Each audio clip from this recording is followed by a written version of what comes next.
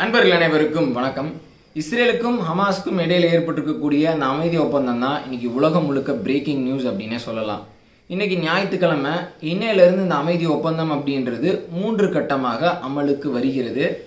இப்போ சற்று முன் ஞாயிற்றுக்கிழமை மத்தியானம் வந்த ஒரு பிரேக்கிங் நியூஸ் என்ன அப்படின்னா, இந்த அமைதி ஒப்பந்தம் அமல்படுத்தப்படுவதில் காலதாமதம் ஏற்பட்டிருக்கு அப்படின்ற செய்தி வந்திருக்கு. ஏன்னா ஹமாஸ் யார் யாரை ரிலீஸ் பண்ண போகிறோம் அப்படின்ற அந்த டீட்டெயில்ஸ் கொடுக்கல. அந்த 33 பேர்த்த முதல் கட்டத்தில் ரிலீஸ் பண்ணுறாங்க, இஸ்ரேலி ஹாஸ்டேஜஸ் ரிலீஸ் பண்ணுறாங்களா, அவங்களுடைய பேர்களை குறிப்பிடலை அப்படின்னு சொல்லிட்டு இஸ்ரேல் என்ன சொல்லியிருக்கிறாங்கன்னா, அதனால் இந்த சீஸ்ஃபயர் டீல் துவங்குவது காலதாமதம் ஏற்பட்டிருக்கு, அதுக்கு ஹமாஸ் தான் காரணம் இப்போ சொல்லியிருக்கிறாங்க.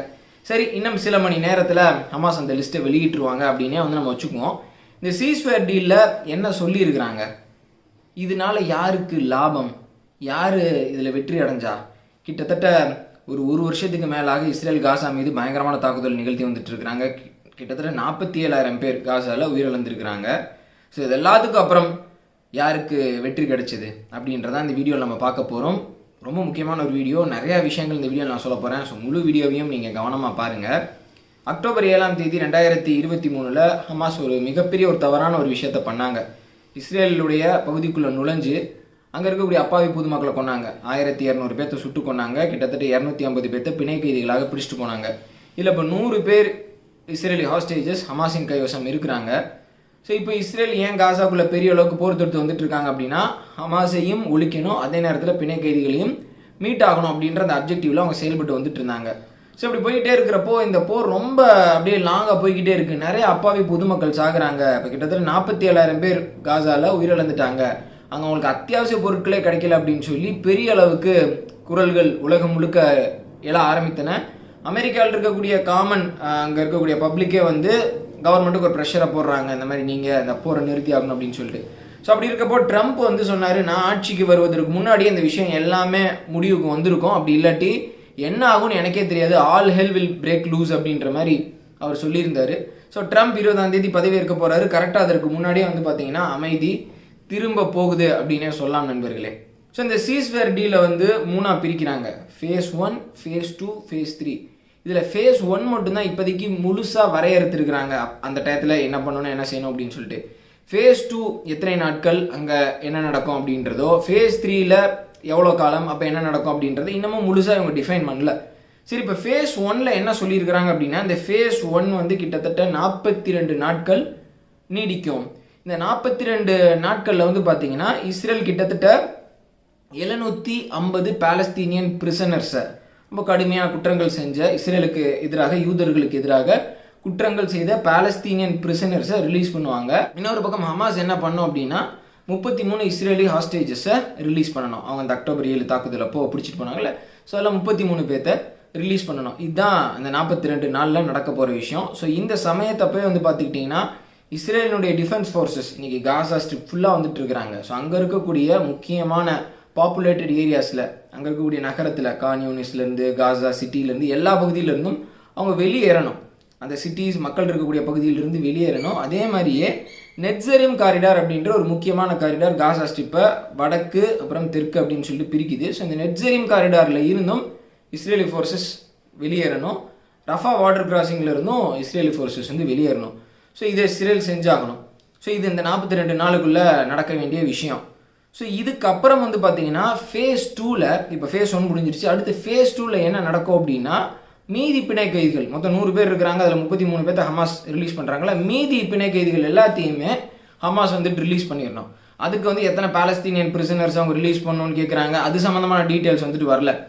ஸோ இந்த ஃபஸ்ட்டு ஃபேஸ்லேயே 16 நாள் முடிஞ்சதுக்கப்புறம் தான் செகண்ட் ஃபேஸில் என்னென்ன கிளியராக பண்ணணும் அப்படின்றத பற்றி பேச ஆரம்பிக்க போகிறாங்க. 16 நாள் முடிஞ்சதுக்கு அப்புறம் செகண்ட் ஃபேஸோட இந்த டிஸ்கஷன் ஸ்டார்ட் ஆக போகுது. இந்த செகண்ட் ஃபேஸ்லேயே எல்லா ஹாஸ்டேஜஸையும், இஸ்ரேலி ஹாஸ்டேஜஸையும் ஹமாஸ் ரிலீஸ் பண்ணிடுவாங்க அப்படின்ற மாதிரி சொல்கிறாங்க.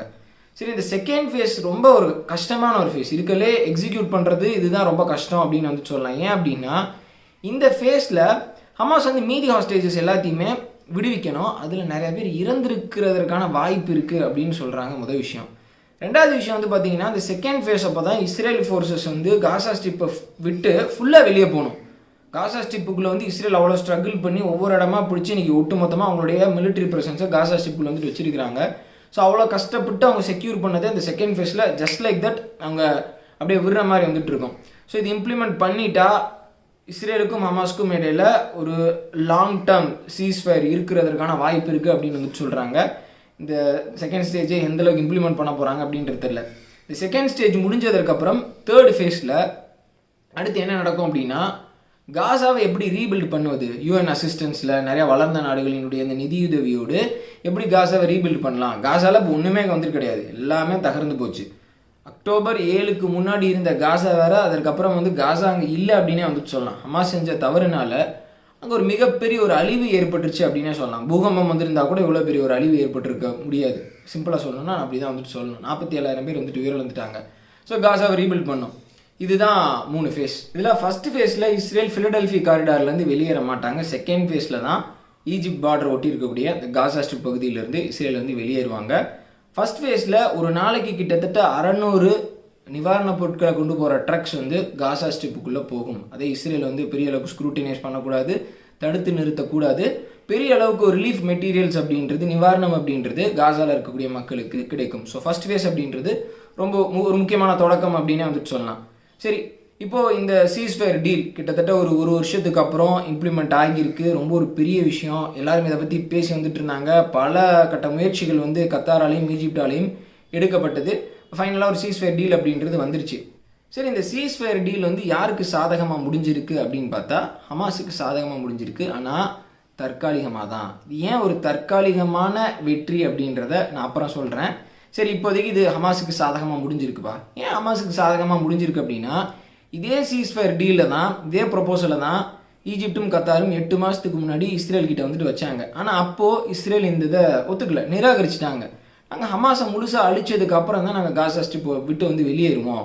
ஹமாஸ் எங்ககிட்ட எந்த கண்டிஷனை வந்துட்டு வைக்கக்கூடாது, அவங்களுடைய ப்ரொபோசல்லாம் வந்துட்டு எங்களால் அக்செப்ட் பண்ண முடியாது. ஏன்னா ஹமாஸ் அப்படின்ற ஒரு இயக்கமே அங்கே உடஞ்சி போச்சு அப்படின்னு இஸ்ரேல் நிறையா சொன்னாங்க. ஹமாஸ் டிமாண்ட் வச்சு அதை நாங்கள் அக்செப்ட் பண்ணணுமா அப்படின்ற மாதிரிலாம் வந்துட்டு இருந்தது. ஆனால் இன்றைக்கி அதே டிமாண்டை தான் ஹமாஸ் வந்துட்டு வச்சிருக்கிறாங்க. ஒரு சைடு அப்படியே பார்த்தா எல்லாமே கான்ஸ்டண்ட்டாக இருக்குது. இந்த முறை இஸ்ரேல் வந்து சரி அப்படின்னு சொல்லிட்டு அந்த விஷயத்துக்கு சம்மதம் தெரிவிச்சிருக்கிறாங்க. சரி, இப்போது இது வந்து ஹமாஸுக்கு ஒரு தற்காலிக வெற்றி அப்படின்னு நான் சொன்னேன்ல. ஏன் இது ஒரு தற்காலிக வெற்றி? ஹமாஸ் வந்து இப்போ இஸ்ரேல் காசா ஸ்ட்ரிப் போட்டு வந்து வெளியே போகிறாங்க, மீண்டும் நம்மளுடைய எஸ்டாப்ளிஷ்மெண்ட்டை இங்கே கொண்டு வரலாம் அப்படின்ற அந்த திங்கிங் அப்படின்ற அந்த தாட்ஸ் எல்லாத்தையுமே எல்லார் மத்தியிலுமே சொல்லுவாங்க. அது பரவலாக பேசப்படும் பாலஸ்தீனியர்கள் மத்தியில், ஹமாஸ் முழுமையாக அழிக்கப்படவில்லை அப்படின்னு சொல்லி.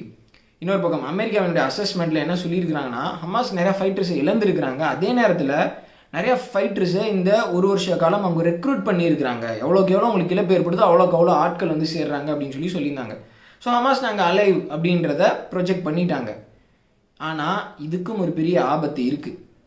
இப்போ இஸ்ரேல் ஃபோர்ஸஸ் பின்னாடி போகிறாங்க, ஹாஸ்டேஜஸை ஃபுல்லாக செக்யூர் பண்ணிடுறாங்க.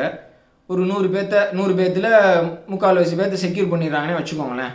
இதுக்கு அடுத்து இஸ்ரேலினுடைய அந்த ஒரு தாக்குதலோ ஒரு அட்டாக்கோ காசா ஸ்ட்ரிப்புக்குள்ளே வந்துட்டு போகிறப்போ இதோட ரொம்ப வீரியமாக வந்துட்டு இருக்கும். இப்போ ஹாஸ்டேஜஸ் இருக்கிறப்பவே இஸ்ரேல் வந்து இந்த அளவுக்கு ஒரு பெரிய அக்ரெசிவ் அட்டாக்கை வந்துட்டு போட்டாங்க. இனி இதற்கப்புறம் ஹமாஸ் கிட்ட மடங்கி போக வேண்டிய அந்த ஒரு சூழல், ஒரு நிபந்தனை இஸ்ரேலிடம் கிடையாது. ஸோ அதனால் இப்போ இஸ்ரேல் பின்னாடி போகிறதே நாளைக்கு ஒரு பெரிய விஷயத்த பண்ணுவதற்கு தான் அப்படின்றது என்னுடைய ஒரு கணிப்பு. இன்னொரு பக்கம் 8 மாதத்துக்கு முன்னாடி இஸ்ரேல் கிட்ட இந்த ஒரு ப்ரொபோசல் வந்துட்டு வச்சாங்க. அப்போ இஸ்ரேல் இது ஏற்றுக்கலாம். ஆனால் இப்போ இஸ்ரேல் இதை அக்செப்ட் பண்ணி இருக்கிறதுக்கு இன்னொரு முக்கியமான காரணம் வந்து இருக்குது. ரொம்ப ஒரு ஸ்ட்ராங்கான ஒரு ரீசன் வந்துட்டு இருக்குது. 8 மாதத்துக்கு முன்னாடி ஹெஸ்புல்லா அப்படின்ற ஒரு ஸ்ட்ராங்கான இயக்கம் வந்துட்டு இருந்தது. இன்னைக்கு ஹெஸ்புல்லாவுக்கு யார் தலைவர் அப்படின்றதே தெரில. இஸ்ரேல் கிட்ட ரொம்ப மடங்கி பேசி ஒரு அமைதி ஒப்பந்தத்திற்கு அவங்க சம்மதம் தெரிவிச்சிட்டாங்க. அதற்கு அவங்க சம்மதம் தெரிவித்து சீஸ்ஃபயர் இருக்கக்கூடிய இந்த சூழ்நிலையில் கூட இஸ்ரேல் நிறைய கிராஸ் பார்டர் அட்டாக்கை இன்னமும் ஹெஸ்புல்லாவுக்கு அகேன்ஸ்டாக செஞ்சு வந்துட்டு தான் இருக்கிறாங்க. அதற்கு ஹெஸ்புல்லா கண்டனம் தெரிவிச்சிருக்கிறாங்க. ரெண்டாவது விஷயம் என்னென்னா, சிரியாவில் இன்றைக்கி அசாட் ரெஜிம் இல்லை. சிரியாவில் இருக்கக்கூடிய அந்த அசாட் ரெஜிம் தான் ஈரானுக்கும் ஹெஸ்புல்லாவுக்கும் இடையில் இருந்த பாலம். அந்த பாலமே இன்றைக்கு உடைக்கப்பட்டு விட்டது. இன்றைக்கி ஹெஸ்புல்லாவினுடைய ஒரு முக்கியமான ஒரு லைஃப் லைன் ஈரான்லேருந்து வர்றது கட்டாயிருக்கு அப்படின்னு வந்துட்டு சொல்லலாம். ஸோ ரெண்டாவது சிரியா ஃபேக்டரும் வந்துட்டு முடிஞ்சிருச்சு. மூணாவது ஈரான் மீது கடைசியாக இஸ்ரேல் ஒரு மிகப்பெரிய ஒரு ரிட்டாலியேஷனை வந்துட்டு பண்ணாங்க. ஈரான் அடித்தாங்க, அதற்கு இஸ்ரேல் ஒரு ரிட்டாலியேஷன் பண்ணாங்க. அதற்கு இன்னை வரைக்கும் ஈரான் வந்து ரெஸ்பாண்ட் பண்ணவே இல்லை. கடைசியாக இஸ்ரேல் ஈரான் மீது அடித்த அந்த தாக்குதலில் நிறைய ரேடார்ஸ் வந்துட்டு சேதமடைந்தது. ஒரு நியூக்ளியர் ஃபெசிலிட்டியும் இஸ்ரேல் அடிச்சிருக்கிறாங்க அப்படின்ற அந்த செய்தியெல்லாம் வந்துட்டு வந்திருக்கு. ஸோ இப்போ இஸ்ரேல் என்ன ஃபீல் பண்ணுறாங்கன்னா, ரீஜியனலி நம்ம ரொம்ப ஸ்ட்ராங்காக இருக்கிறோம், இது வரைக்கும் இல்லாத அளவுக்கு நம்மளுடைய செக்யூரிட்டி சுச்சுவேஷன் சுற்றி அந்த சிரியா, லெபனான், அப்புறம் வந்து ஈரான் இந்த சைட்லாம் வச்சு பார்க்குறப்போ நம்மளுடைய செக்யூரிட்டி மேட்ரிக்ஸ் அப்படின்றது நல்லா இருக்குது, ரொம்ப சேஃபாக இருக்கிறோம் அப்படின்ற பிலீவ் பண்ணுறாங்க.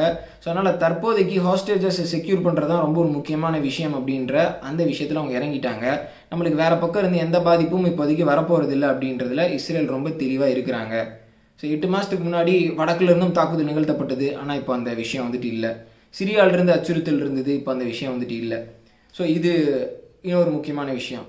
அடுத்து இஸ்ரேல் இப்போது இந்த விஷயத்துக்கு ஒத்துக்கிட்டது, இந்த சீஸ்ஃபயர் டீலுக்கு ஒத்துக்கிட்டதுக்கு இன்னொரு முக்கியமான காரணம் என்ன அப்படின்னு பார்த்தீங்கன்னா டொனால்ட் ட்ரம்ப்பினுடைய வெஸ்ட் ஏஷியாவுக்கான அமெரிக்க தூதர், டொனால்ட் ட்ரம்ப்பினுடைய தூதர் ஸ்டீவ் விட்ஹாஃப் அப்படின்றவர் பார்த்தீங்கன்னா போன வாரம் இஸ்ரேலி லீடர்ஷிப்பை சந்தித்து பேசியிருக்கிறாரு. அப்புறம் கல்ஃப் லீடர்ஸ் குறிப்பாக, அப்புறம் கத்தார், அப்புறம் இஸ்ரேல் ரெப்ரசன்டேட்டிவ்ஸையும் சந்தித்து பேசியிருக்கிறாரு. டைம்ஸ் ஆஃப் இஸ்ரேல் பத்திரிகை என்ன சொல்கிறாங்க அப்படின்னா, பைடன் அட்மினிஸ்ட்ரேஷன் ஒரு வருஷமாக செய்ய முடியாத அந்த ஒரு காரியத்தை ட்ரம்ப்பினுடைய ஆள் ஒரே மீட்டிங்கில் முடிச்சிட்டாரு, ஒரே மீட்டிங்கில் இஸ்ரேலை சமரசம் செய்ய வச்சுட்டாரு அப்படின்னு சொல்லியிருக்கிறாங்க டைம்ஸ் ஆஃப் இஸ்ரேல் பத்திரிகை. இஸ்ரேல் அவ்வளோ ஈஸியாக சமரசத்துக்கு போகக்கூடிய ஆள் கிடையாது. நான் நினைக்கிறது ஏதோ ஒரு விதத்தில் ட்ரம்ப்பும் பெஞ்சமின் நேத்தன்யாகுவும் தற்போதைக்கு ஒரு டெம்பரரி அக்ரிமெண்ட்டை இந்த விஷயத்தில் போடுறாங்க. பின்னாடி மிக வீரியமான ஒரு தாக்குதலை, ஒரு பெரிய ஒரு விஷயத்தை ஹமாஸுக்கு எதிராக, ஹவுத்தீஸ்க்கு எதிராக பண்ணுவதற்கு தான் அவங்க தற்போதைக்கு இந்த முடிவை எடுத்திருக்கிறாங்க அப்படின்றது தெளிவாக தெரியுது. ஏன்னா ட்ரம்ப் வந்து வார்த்தை சொன்னார், நான் பதவிக்கு வர்றப்ப இந்த போர் வந்து இருக்காது, இது முடிவுக்கு வந்திருக்கும் அப்படின்னு சொல்லியிருந்தார்.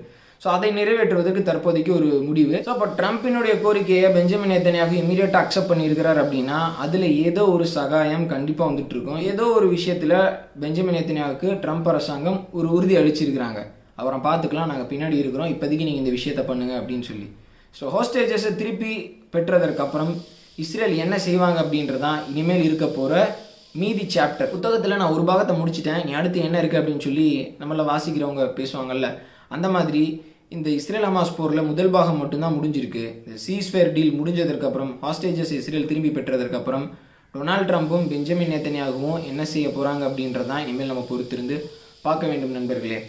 இதற்கு அடுத்து இந்த சீஸ்ஃபயர் டீல் முடிஞ்சதற்கப்புறம் ஹவுத்தீஸுக்கு எதிரான ஒரு மிகப்பெரிய தாக்குதலை ட்ரம்ப்பும் பெஞ்சமின் நேத்தன்யாகுவும் முன்னெடுக்கலாம் அப்படின்ற அந்த பேச்சும் எழுந்திருக்கு. இப்போ ஹெஸ்புல்லாவை முடக்கிட்டாங்க, சிரியாவில் இவங்களுக்கு ஃபேவரபுளான கண்டிஷன் மாறிடுச்சு. இன்ன வரைக்கும் ஹவுத்தீஸுக்கு எதிராக ஒரு நிலையான நடவடிக்கையை அமெரிக்கானாலையும் இஸ்ரேல்னாலையும் எடுக்க முடியலை. இவங்களால ரெட் சீல போக்குவரத்து பெரிய அளவுக்கு பாதிப்பு அடைஞ்சிருக்கு. ஸோ இந்த போர் முடிஞ்சதுக்கு அப்புறம் கோஆர்டினேட்டடாக இஸ்ரேல் வந்து ஹவுத்தீஸுக்கு எதிராகவும் ஒரு சில வேலைகளில் ஈடுபடலாம் அப்படின்ற மாதிரியும் கூறப்படுது நண்பர்களே. ட்ரம்ப் அவர்கள் வந்து இஸ்ரேலுக்கு ஒரு பயங்கரமான ஒரு ஆதரவாளர் அப்படின்றது உங்கள் எல்லாத்துக்குமே வந்து தெரியும். ஸோ மீதி சாப்டரில் என்ன நடக்குது அப்படின்றத பொறுத்திருந்து பார்க்கலாம் நண்பர்களே. ஆனால் தற்போதைக்கு காசாவில் இருக்கக்கூடிய மக்களுக்கு ஒரு மிகப்பெரிய அமைதி அப்படின்றது திரும்பி இருக்குது. மிகப்பெரிய லெவலில் நிவாரணப் பொருட்கள் உள்ளே போக ஆரம்பிக்க போகுது. ஸோ இதோட இந்த வீடியோ நான் முடிச்சுக்கிறேன். உங்களுடைய கருத்துக்களை மறக்காமல் கமெண்ட் செக்ஷனில் சொல்லுங்கள். வீடியோவில் நிறைய முக்கியமான விஷயங்கள் நான் சொல்லியிருக்கிறேன், மறக்காமல் அதை உங்களுடைய நண்பர்களுக்கு ஷேர் பண்ணுங்கள். ஸோ இந்த வீடியோக்கு நீங்கள் கொடுக்கக்கூடிய அந்த ஆதரவை வைத்து இது மாதிரி இன்னும் நிறையா காணொலிகளை தொடர்ச்சியாக வந்துட்டு நான் பேசுவேன். வீடியோ பார்த்தமைக்கு ரொம்ப நன்றி. ஜெய்ஹிந்த்.